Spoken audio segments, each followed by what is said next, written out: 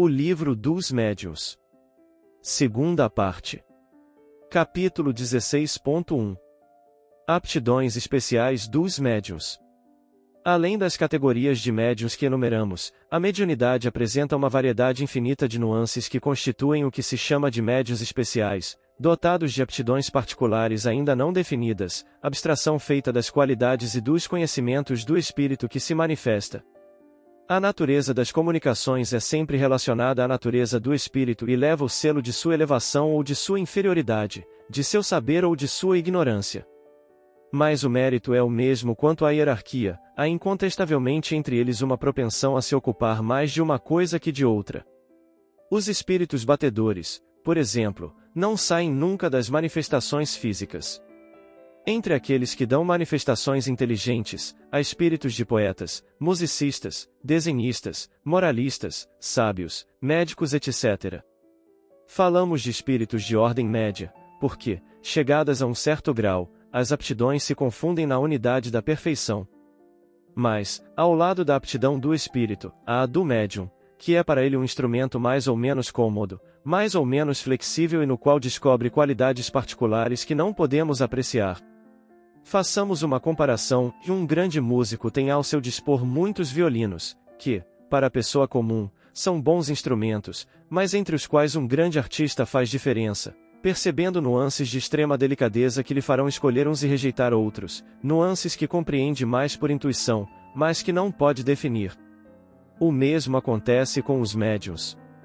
Com qualidades iguais em forças mediúnicas, o espírito dará preferência a um ou a outro, segundo o gênero de comunicação que ele quer fazer. Assim, vêem-se pessoas escreverem, como médiuns, admiráveis poesias, ainda que, em condições ordinárias, não tenham podido ou sabido fazer 2 versos. Outras, ao contrário, que são poetas e que, como médiuns, não puderam nunca escrever senão prosa, malgrado seu desejo. A mesma coisa acontece com o desenho, com a música, etc. Há os que, sem terem conhecimentos científicos, têm uma aptidão particular para receber comunicações dessa ordem. Outros são pelos estudos históricos, outros servem mais facilmente de intérprete aos espíritos moralistas. Resumindo, seja qual for a flexibilidade do médium, as comunicações que recebe com mais facilidade têm geralmente um selo especial. Há mesmo os que não saem de um certo círculo de ideias, e quando dele se afastam, têm comunicações incompletas, lacônicas e frequentemente falsas. Fora das causas de aptidão, os espíritos se comunicam ainda mais ou menos de bom grado por tal ou tal intermediário, segundo suas simpatias. Assim, com as mesmas condições, aliás, o mesmo espírito será mais explícito com certos médiuns, unicamente porque esses melhor lhes convém. Seria um erro pensar que só por se ter um bom médium, com escrita fácil, se pudesse obter boas comunicações de todos os gêneros. A primeira condição é, sem dúvida, se assegurar da fonte de onde elas emanam, quer dizer, das qualidades do espírito que as transmite. Contudo, é necessário também prestar atenção às qualidades do instrumento que se dá ao espírito. É preciso estudar a natureza do médium como se estuda a natureza do espírito, porque aí estão os 2 elementos essenciais para se obter um resultado satisfatório.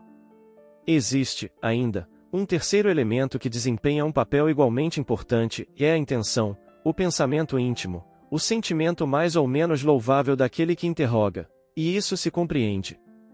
Para que uma comunicação seja boa, é preciso que emane de um bom espírito, para que esse bom espírito possa transmiti-la, é preciso um bom instrumento, para que ele queira transmiti-la é necessário que a finalidade lhe convenha. O espírito, que lê no pensamento, julga se a questão que lhe propõe merece uma resposta séria e se a pessoa que a formula é digna de recebê-la. Caso contrário, não perde seu tempo a semear bons grãos sobre pedras.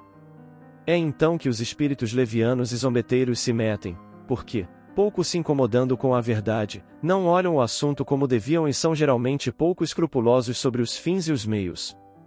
Resumimos aqui os principais gêneros de mediunidade, a fim de apresentar, de alguma maneira, o quadro sinótico, compreendendo aqueles que descrevemos nos capítulos anteriores, indicando os números onde estão com mais detalhes.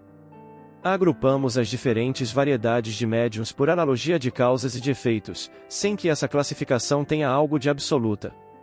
Algumas se encontram frequentemente, outras, ao contrário, são raras e mesmo excepcionais, o que tivemos cuidado de mencionar.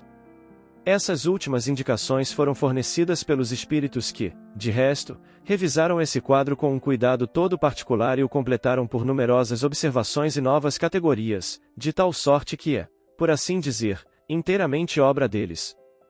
Indicamos por aspas suas observações textuais quando acreditamos dever ressaltá-las.